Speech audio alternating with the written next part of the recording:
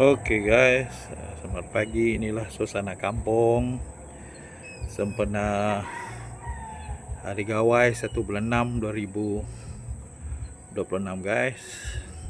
Ini dia kawasan kampung Mambung guys. Nampak seluruh kampung guys. Dan di sana kilang kelingka. Oke, kita boleh tengok ada padang juga sini guys. Ke sana di kampung sempena Hari Gawai guys. Ini rumah kampung guys. Oke, kita masuk guys.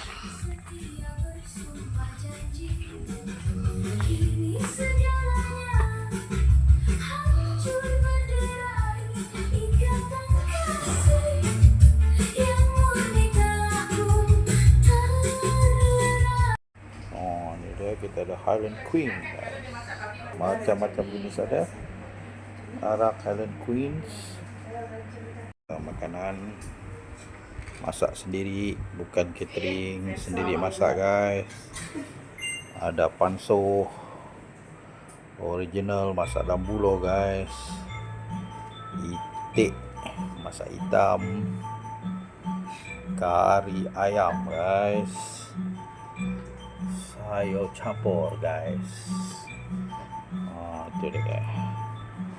Dan kita akan top up lagi guys. Mana yang belum ada ini kita akan top up lagi guys. Ada 2 lagi belum di guys.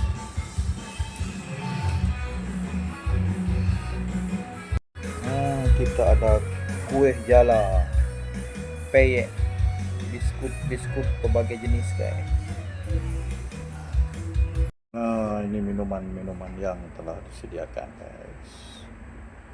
Biskut dan kuih muih untuk celebrate Gawai besok. So malam ini sedang bertukus lumus menyediakan biskut, macam-macam jenis biskut. Itu dia. Okey, Yong. Biar Yong ni nak Yong. Biar Yong. Yong. Gawai. Selamat pagi, selamat Hari Gawai. Tara.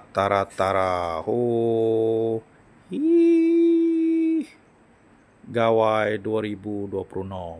Itu dia. Photo booth yang disediakan di rumah guys.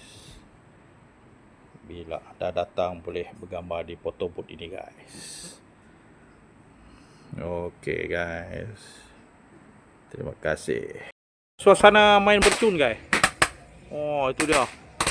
Itu dia bercun guys. Itu dia. Sungguh cantik guys.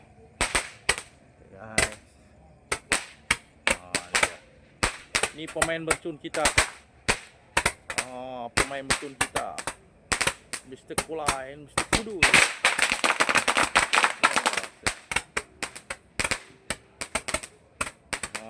Ni. Cantik guys.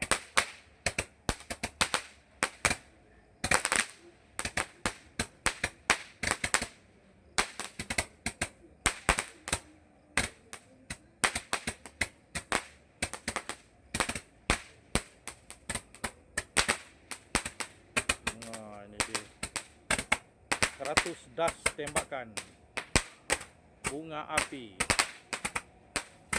Siapa mau beli mercun boleh cari di mana-mana ada.